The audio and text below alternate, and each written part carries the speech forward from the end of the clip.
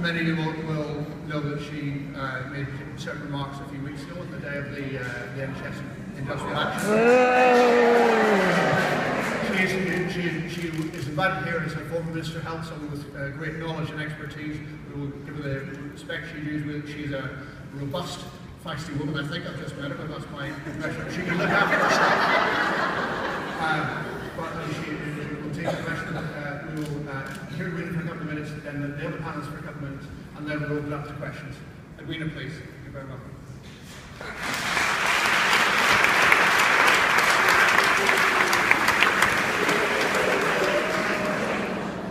I'm here partly because I'm a strong believer in having balanced viewpoint. Whether I can cope with two Guardian journalists at once, I really don't know. But it's an honour and a pleasure to be here. This is, for women in particular, one of the most important professions of all. It's important because of what midwives do for women, for mothers and for their children. I'm a mother, I'm a grandmother, I'm a great-grandmother now. It's important for what you do in caring for those women who perhaps also lose their babies. And we have family experience of that and how valuable the care and support of the midwives are in those circumstances. But it's also a profession that's almost uniquely, almost entirely women. And even in the NHS, that's very unusual.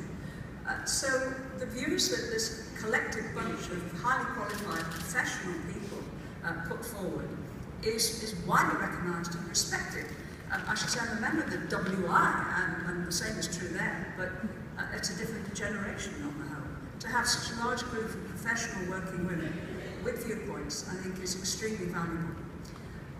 You're part of the NHS. The NHS is the largest employer in the country, 1.7 million, fifth largest employer in the world, and, thank God, entirely funded out of taxation.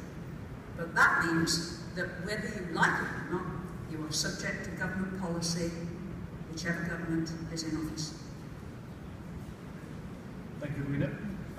Wearing resplendently and suitably red socks, we have Paul Nowak, the Assistant General Secretary of the TV. I thought I'd have a modesty panel.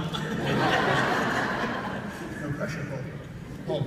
Yeah, no, thanks, Dennis. I mean, I think when we talk about the future of maternity services, well, I mean, that's an issue that's inextricably bound to the future of the NHS. I mean, there are just three things that I'd say up front. I mean, one of my big concerns is about the impact of the Health and Social Care Act. No doubt we'll talk about that during the discussion, but the potential for fragmentation, for increased private sector involvement in our health services is one I think that should be viewed with concern, not just by those who work in the National Health Service, but all those who rely on the National Health Service right throughout the UK.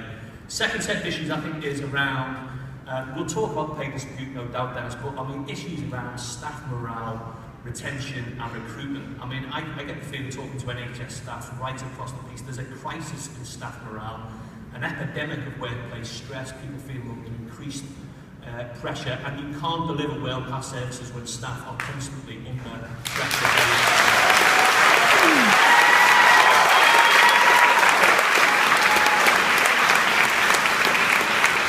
So I think those issues are, but you know, a lot of this comes down to funding, and I think we need a new long-term settlement for the funding of our National Health Service. We know that there's potentially a £30 billion shortfall coming up during the next few years by 2020, 2021. I think the only thing that I would say we should take heart from is that the NHS is going to be one of the top, if not the top issue, certainly in the top 1, 2 or 3 issues at the next general election. We need to make sure that the voices of those who work right across the NHS are heard and inform that debate moving forward.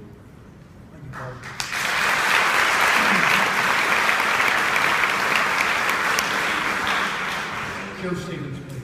Thanks, Dennis. Well, I think I've got 6 months or so just before the general election, and I can tell you that the Labour election campaign is much like the Act of Labour itself, which I've gone through a few times. Pretty painful on occasions, but I hope worth it at the end. 2 minutes we were given. I'm going to set out 5 things that a UK Labour government will do for midwives as professionals, as predominantly women as we can see from this room, and it's absolutely fantastic to be addressing a conference where it's almost entirely women. It's the first time ever for me, and as mothers and carers. So first on pay, Labour will implement the independent pay review body.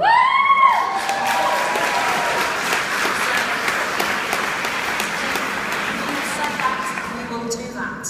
And I'd like to congratulate the RCM and all of you on your historic ballot and historic election.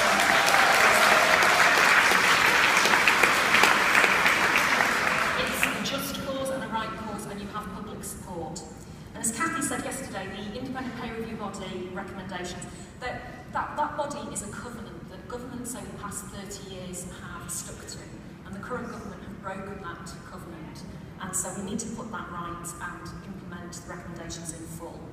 On funding, the second issue, Labour have already announced a new mansion tax if we get into government next year, which will raise £2.5 billion specifically for the NHS, and that's to deliver integrated health and social care.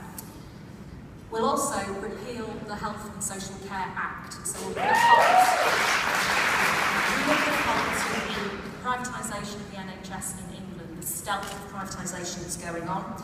In Wales we have a Labour government, and we have shielded the NHS from privatisation in Wales. We will do it in England as well. Thirdly, TTIP.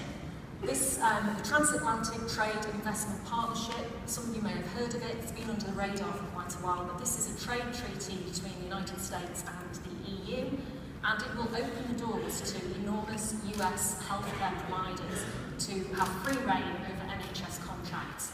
Labour will exempt all public services from TTIP, and watch out for more of that.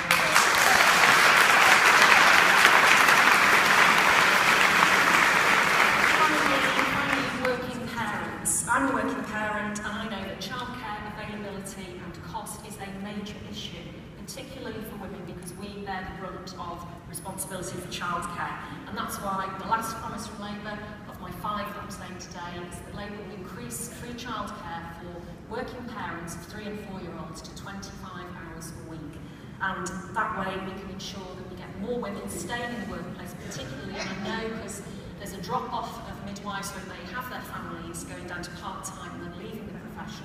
Having invested in training and supporting midwives into their career, we need to keep them in the health service and bring through a pipeline of new talent.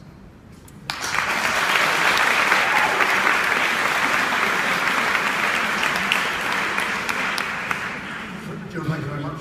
Zoe. I'm a bit worried that we're all on the same side, but I can't change sides now. Just to reiterate what Paul was saying, you know, people are really proud of the NHS. There's 78% of people say that the NHS is the thing that makes them most proud to be British. So it's a huge, huge big deal. And actually, when you drill into it, midwives are most people's contacts. They're most people's prolonged contact, and they're the most experience most of us have of the way the NHS works. So the fact that it is such an amazingly popular institution, and it is what I think most people will go into the election thinking about, is down to all of you. And you should, and if morale is low because of successive government bad-mouthing, it shouldn't be low. It shouldn't be low. People love you guys. And that is the truth. Before the Health and Social Care Act, I did an interview with a researcher who said it's really interesting, all the bodies who say now, who are keeping really quiet about the marketisation and privatisation of the NHS, are going to keep their heads down, let it go through, and then come out in 6 months' time and say, oh no, there's a £20 billion black hole. And lo and behold, that's exactly what's happened. But this service, there's nothing has actually changed about what we need, and nothing has actually changed about the fact that the way we were providing it was the cheapest way that any country has ever devised to provide this service. So the idea that we suddenly can't afford to deliver the babies that people in this country are going to have is just preposterous. And I think it's actually and I think they said you have a kind of moral duty to resist infringements on your pay, because your pay is not a problem. So not only do I think you were supported, and there was huge support for the midwife strike action, I think if you hadn't taken it, you would have been letting down future generations and your peers.